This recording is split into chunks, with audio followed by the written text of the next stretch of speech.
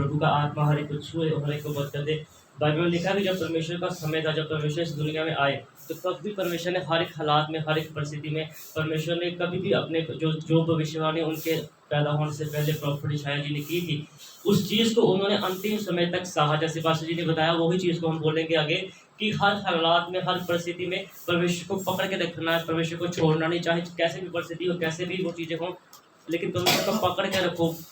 परीक्षाएं जीवन में आती है, इतने इतने बड़े, थोड़ी वास्ट हो, इतने इतने बड़े जैसे नबी थे, उनकी ज़िंदगी में परिस्थिति आई, तो हमारी ज़िंदगी में भी परिस्थिति आना बड़ी ज़रूरी है। जब तक हमारी ज़िंदगी में परिस्थिति नहीं आती, कोई मुश्किल नहीं आती, वो चीज़ें इसलिए होती हैं ताकि हम परमेश्वर के करीब जाएं, ताकि हम परमेश्वर के साथ वाचा को बांधें, परमेश्वर के साथ हम रिश्ता, जो परमेश्वर के साथ, उसी बोल लो तो मैं बोल रहा,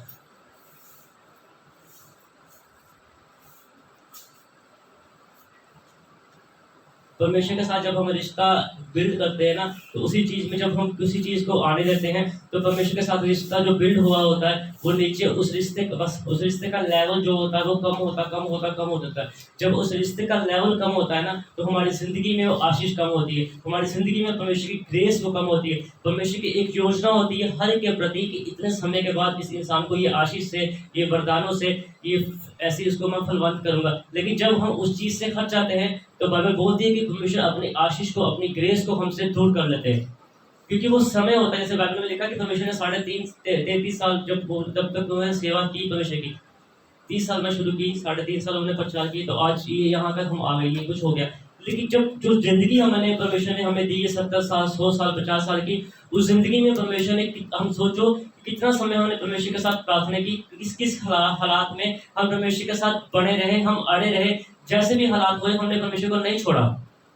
जब हम किसी बहाने से, किसी भी हालात से हमारी जिंदगी में कोई परीक्षा आती है, हम परमेश्वर से दूर होते हैं, हम प्रार्थना नहीं करते, और वो समय जो परमेश्वर का होता है, हम संसारिक चिंताओं में, अलग अलग विचारों में हम जो देते हैं, तो बाइबल बोलती है कि हम परमेश्वर से एक जगह पंजाबी में लिखा कहते हैं कि परमेश्वर की महिमा तो बच्ची तो जने हैं, हम परमेश्वर की रहमत से अलग रहते हैं। वो क्यों होते हैं? कि वो समय होता है कि परमेश्वर हमें पढ़ते हैं, हमें हमारी परमेश्वर परीक्षा करते हैं कि इस परिस्थिति में इसको डालो ताकि ये मेरे में बना रहे, मेरे में और फल लेके आए। लेकिन हम क्या करते हैं? हम उससे उल्ट करते हैं, हम परमेश्वर के साथ चलते नहीं है। हम सोचते हैं परमेश्वर अगर उसने ना कर दी तो हम क्या करें। बाइबल बोलती है कि हर एक चिंता मेरे ऊपर डाल और प्रार्थना कर, मैं तुझे सब चीज़ों से संपूर्ण करूंगा, तुझे फैलाऊंगा। लेकिन वो चीज़ छोड़ के हम अपने ही दिमाग का, अपने ही रिश्तेदारों का, अपने ही पैसों का हम सहारा लेते हैं। हम परमेश्वर के ध्यान नहीं देते, हम प्रार्थना नहीं करते उस चीज़ के विषय के लिए। आज इंसान को प्रार्थना के समय में भी सुख चाहिए, प्रार्थना करते हैं, अगर सर्दी है तो कपड़े डालोगे, सर्दी ना लगे, गर्मी है तो पंखे चाहिए। ये दीवारें जो बनी है ना, ये दीवारें बनी है इसकी सपोर्ट के लिए, ताकि वो छत नीचे ना आ जाए। हम लोग यहाँ पे भी आके इसकी ठास लगा के बैठते हैं, वो तो उसके लिए बनाई कि वो नीचे ना आ जाए। कहाँ पे हम परमेश्वर के सामने पूरे हैं, फिर हम बोलते हैं पास्टर जी ने दुआ की, ये नहीं हुआ, वो नहीं हुआ, ऐसे नहीं हुआ, वैसे नहीं हुआ। ये चीज़ों का सहारा लेना छोड़ो, परमेश्वर का सहारा लो।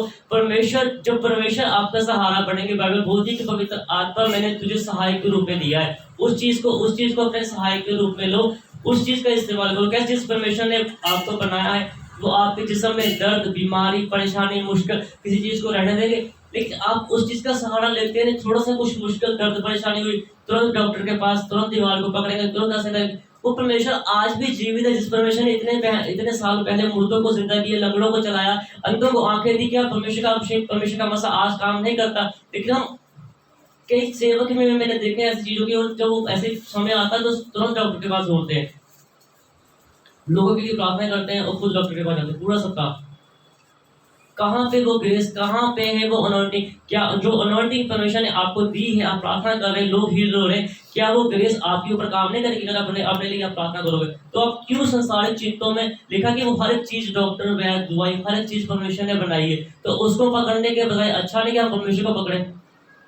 वो समय पे खाएंगे, कहीं चले गए तो फिर वापस आएंगे, दवाई का अल्कोहल गई, चलो वापस चलिए। परमेश्वर के रूप को लेकर साथ नहीं चलते, परमेश्वर की ग्रेस को साथ लेकर नहीं चलते।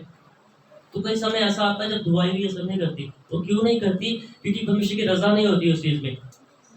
अगर परमेश्वर की रजा होगी ना, बाइबल में लिखा है कि ईमान ऐसा है, एक जगह लिखा है कि बोलो तो हो जाएगा, और एक जगह ईमान ऐसा भी है कि बाइबल में लिखा है कि जो सोचेगा तो मैं कर दूंगा। तो एक जगह ऐसे लिखा है कि सपने में मांग और सुबह सपने में देखेगा, सुबह उठेगा तो बूढ़ा हो जाएगा।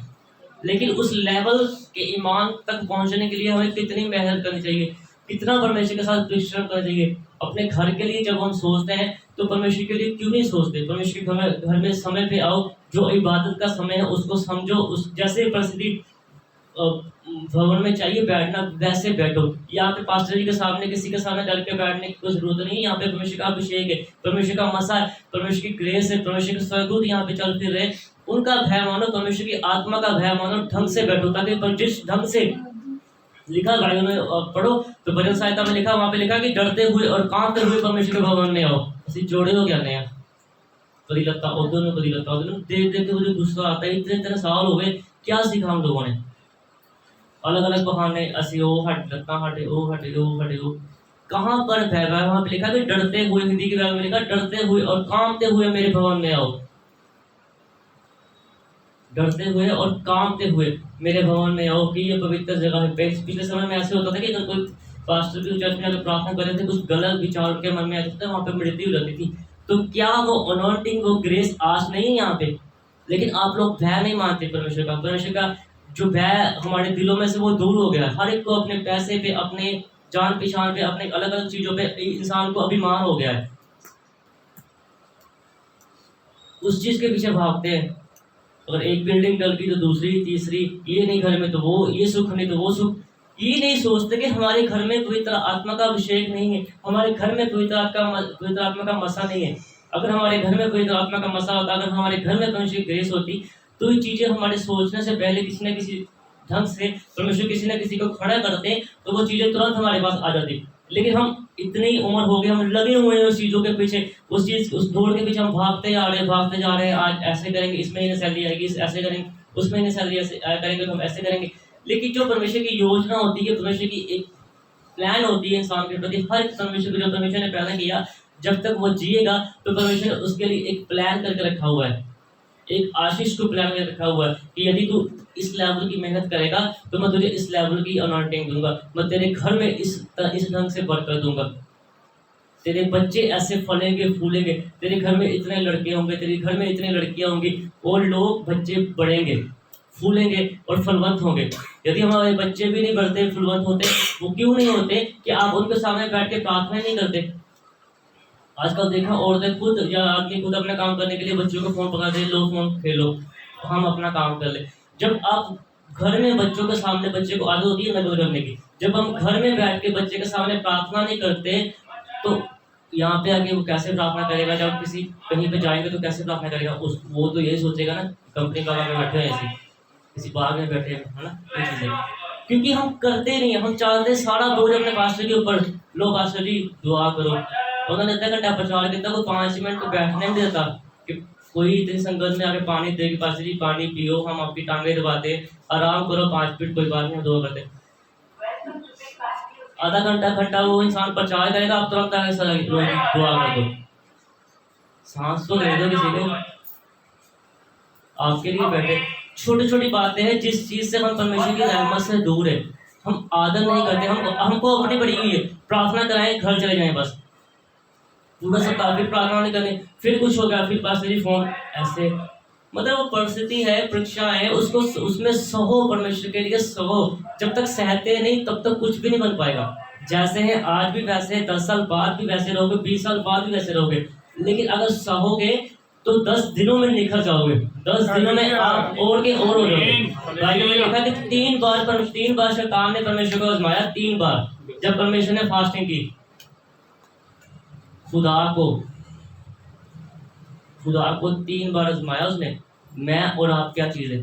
अगर एक बार कुछ परिस्थिति आ गई तो जानिए कहते खुदा दे साडे डैडी कहते मेरे कि वो कहते कि जरा खुदा दे मैंने थले आके लड़ पिया जी, कहते वो बड़ा समझाता बोलते, मतलब खुदा को क्यों सुनाते हो? आज अगर मैं किसी मैंने कल कुछ गलत काम किया, आज अगर मैं किसी गलत हालात में हूँ तो क्यों? क्योंकि मैंने पता मैंने वो गलत काम किया, इसमें परमेश्वर का क्या दोष है? परमेश्वर के दासों ने, जब बाइबल ने हमें बताया ना कि ये काम गलत है, वो काम क्यों किया? उस बात के लिए फिर परमेश्वर को क्यों बोलना? जब परमेश्वर के दासों को क्यों बोलना? लिखा बाइबल में, अगर तू जानबूझ के सब कुछ जानते हुए तू गलत काम करता है तो फिर ज्यादा दंड की आज्ञा होगी। क्योंकि जो जानता है मेरी वाचा क्या है, वो कुछ चीजें तो जान के गलत काम करता है, तो उसमें किसका दोष है? फिर हम दोष लगाते हैं कि ऐसे, मतलब ये चीज ऐसे होगी, ऐसे। मतलब आपसे और हमसे ये चीजें इतनी दूर क्यों है हमारे और आपके बीच में, ये मतलब ये कमी, ये दीवार क्यों है? क्योंकि आप लोग सहते नहीं परमिशन के लिए। अब गर्मी है तो हमें आराम चाहिए। अब सबके साथ तो शर्ट के मतलब पंखा ज़्यादा मैंने कोहरे डाला हुआ है, शर्ट भी डाली, तो मैं सह नहीं रहा, तो बढ़ूंगा क्यों नहीं? जैसे पानी बहता है वैसे पसीना बहता है, तो परमेश्वर बढ़ाएंगे ना। अगर आप सोचोगे कि मैंने परमेश्वर के लिए कुछ करना है, अगर आप सोचोगे परमेश्वर के लिए मैंने कुछ रहना है, कुछ नहीं होता। परमेश्वर, अगर आपकी जितनी आपकी उम्र है ना, अगर आप परमेश्वर के साथ अच्छे ढंग से चलोगे ना, तो परमेश्वर आपकी, जैसे बाइबल में पास्टर कई बार बताया, 10-15 साल उम्र आपकी परमेश्वर बढ़ा देंगे। लेकिन अगर आप नहीं चलोगे तो फिर वहीं के वहीं रहोगे, क्योंकि विश्वास रखो। बाइबल बोलती है कि विश्वास और ईमानदारी बहुत जरूरी है परमेश्वर के साथ चलने के लिए।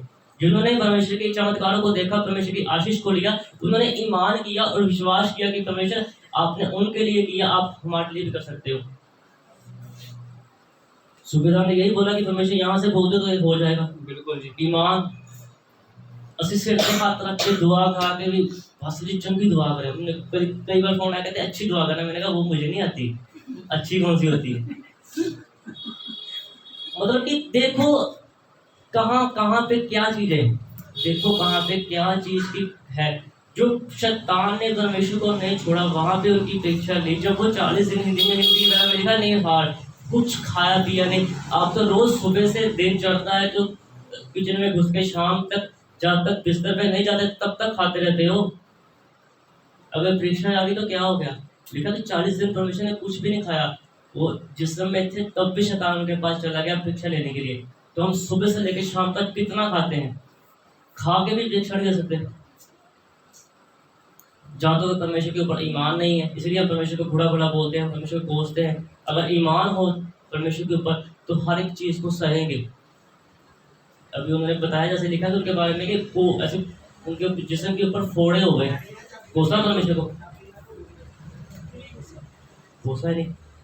मेरे लगा बेवकूफ पता नहीं की कुछ कहना था, क्यों नहीं कोसा? लिखा अंत में उन्होंने पढ़ाया, वहां पे लिखा कि परमेश्वर ने दिया और परमेश्वर ने ले लिया, उसका नाम मुबारक हो। ये बात दिमाग में रखी कि उसी का नाम मुबारक हो, सिर्फ उसी की नाम की महिमा हो। और परमेश्वर जब इस दुनिया में आए तो उन्होंने भी यही बोला कि मेरे पिता के नाम को महिमा मिले। इस चीज के लिए खुद खुदा होते हुए भी जो प्रॉफिट शायद जी ने भविष्यवाणी की थी, उस भविष्यवाणी को उन्होंने अंतिम समय तक पूरे होने दिया। लिखा बाइबल में, वहां पे शैतान ने उनको बोला कि तू बोल तो इतने स्वर्गदूत उसी वक्त वहां पे हाजिर हो जाएंगे तेरी सेवा टहल करने के लिए। उसको पता था कि इसके पास क्या शक्ति है, इसके पास क्या ग्रेस, इसके पास क्या चीजें हैं। लेकिन फिर भी लिखा कि वो उनकी बातों करते करते उनकी परीक्षा लेते गए। तो कितना जरूरी है कि हम सहें परमेश्वर के लिए हर हालात में, हर परिस्थिति में। आप सहो परमेश्वर के लिए। बाइबल में लिखा है कि धन्य है वो लोग जो मेरे कारण सहते हैं। बाइबल बोलती है कि धन्य है वो लोग जो मेरे कारण सहते हैं, वो एक दिन बढ़ेंगे, फूलेंगे।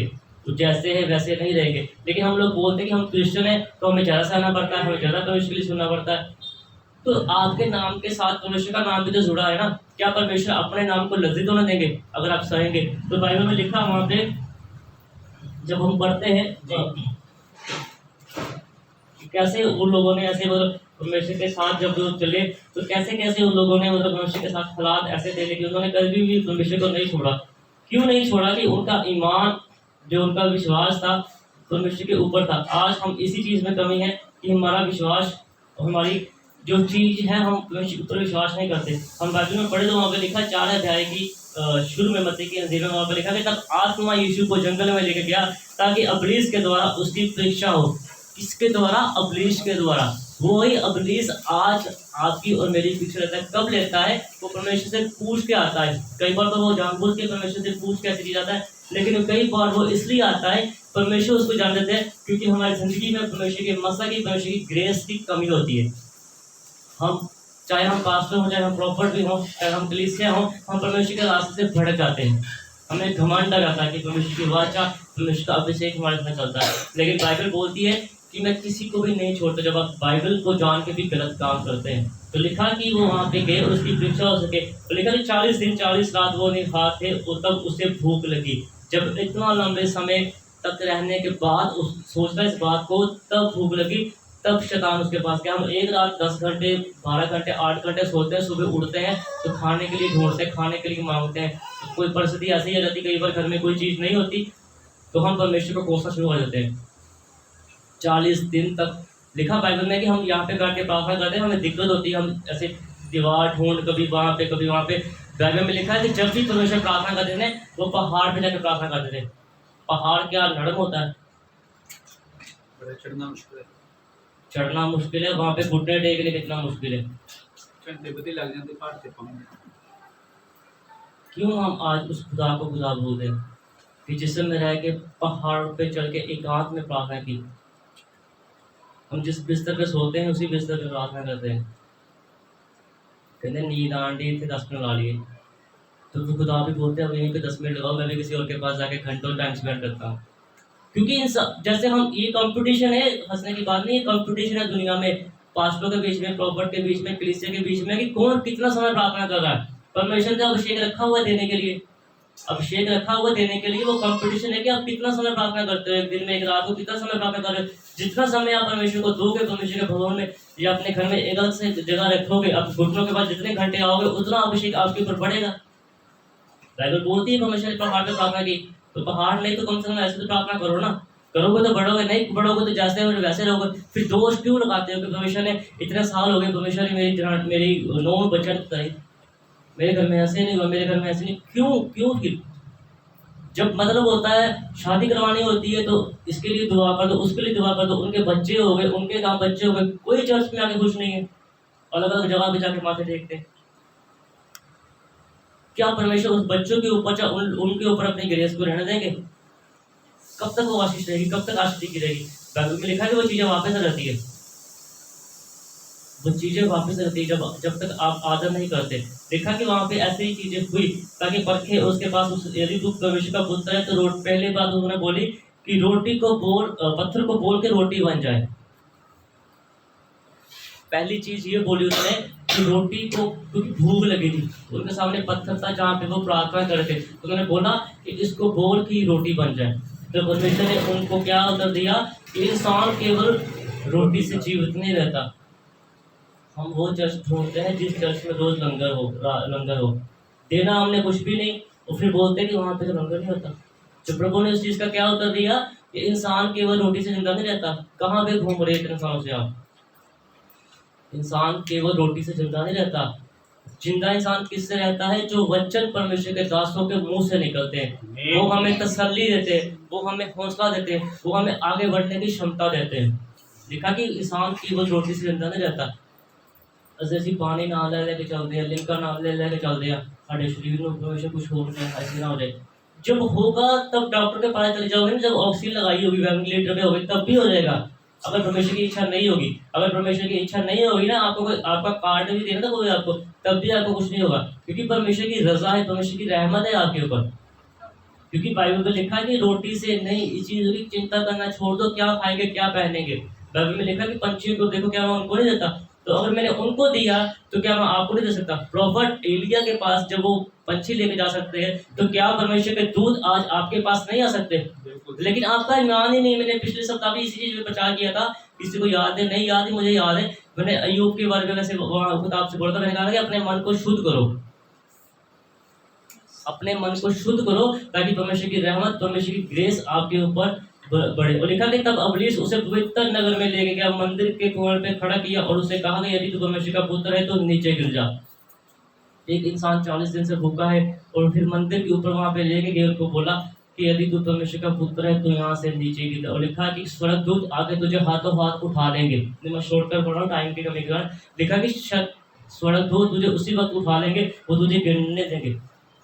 उनको पता था कि ये कुछ नहीं हो सकता, लेकिन फिर भी उनको जानबूझ के उनके बातों में उठाया, उनकी परीक्षाएं की कि कहीं पे ये बात ऐसी बोल दे ताकि मैं परमेश्वर को बोल सकूं कि देख तेरे बेटे ने क्या बोला, देख तेरे बेटे ने ये चीज लेकिन क्या बोला। लेकिन हम इंसान हो के हम वो गलती करते हैं, हम ऐसा अपने मुंह से बोल देते हैं, ऐसे अंगीकार कर देते हैं। बोलती है कि जो तेरे मुंह से अंगीकार करता है वैसा ही तेरे लिए हो जाता है।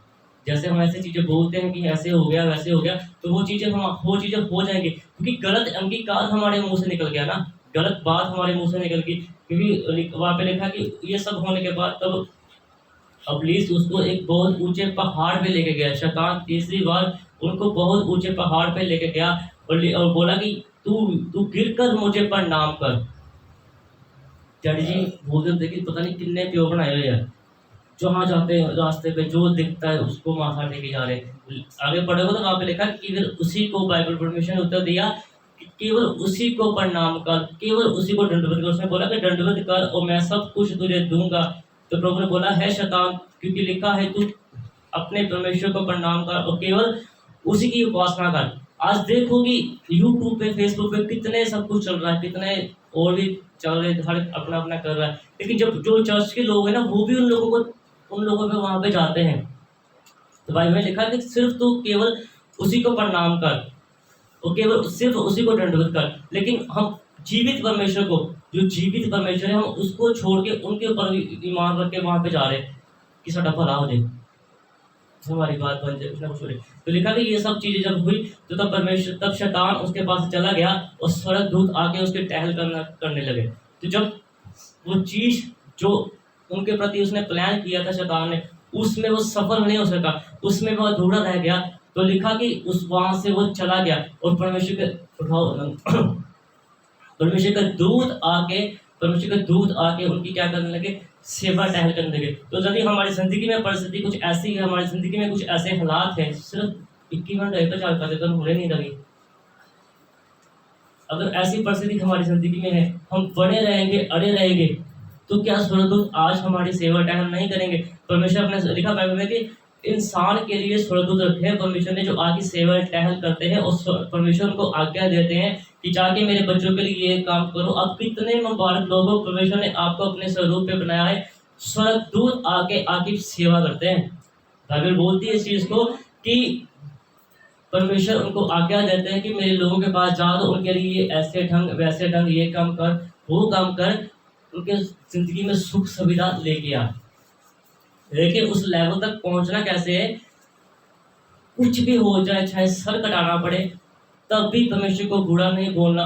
कैसी भी परिस्थिति हो, कैसा भी कठिन समय हो, खाने के लिए ना हो, पहनने के लिए ना हो, जैसे प्रॉफिट अय्यूब ने बोला कि परमेश्वर आप धन्य हो, आपने दिया, आपने ले लिया। उन्होंने बोला कि आपका नाम मुबारक हो। तो कुछ ऐसे हालात आते हैं तो उस समय में बाइबल बोलती है कि बने रहो और अड़े रहो। बड़े रहो, अड़े रहोगे तो परमेश्वर की रहमत को, परमेश्वर की ग्रेस को देखोगे।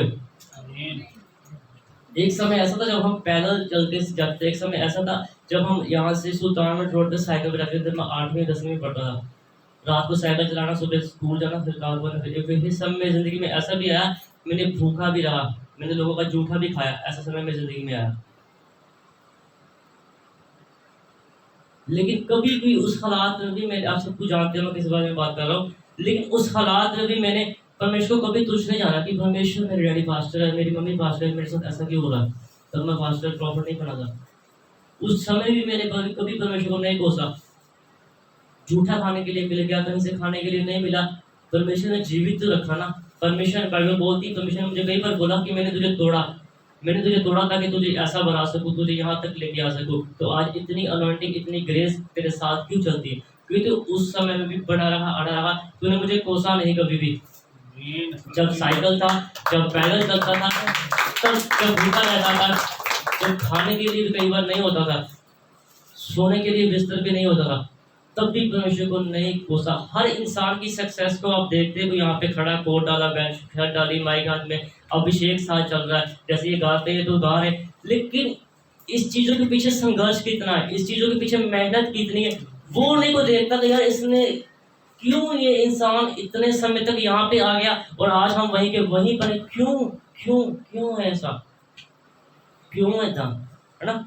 क्यों ऐसे है कि वो इंसान यहाँ से यहाँ तक आ गया और आज भी हम वैसे के वैसे। क्या वो देखते हैं कि हाथ रखते हैं, फूंक मारते हैं, ऐसे हो जाता है, वैसे हो जाता है, कई पास्टर भी उनके विरुद्ध बोलते हैं, नहीं चाहिए बोल। आप देखो, आपको इतने साल की सेवा होती है, साल में पास्टर देखे 50 साल सेवा करते हो, सर पे हाथ रखते हैं, जैसे चुंबक होती है, हाथ उठाते हैं, नहीं, कुछ नहीं होता। वो कोई फूक मारते हैं, ऐसे देखते हैं, ऐसे करते हैं, इंसान ले हट होती इंसान सोचते। तो फिर बच्चे बोलते हैं कि बाइबल जो लिखा कि परमेश्वर से उठाना है, गिरान थोड़ा है।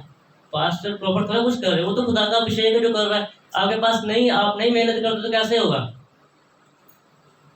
जो करता है उसको पूछो कि कितनी मेहनत करता है, फिर इंसान का लेवल बढ़ता है।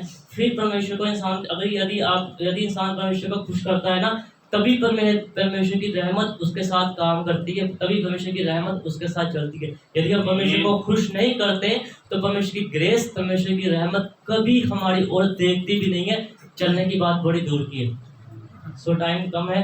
परमेश्वर आप सबको इस वचन के द्वारा बरकत दे और आपकी जिंदगी में परमेश्वर का मसा बढ़ता जाए। आप सबको जल्द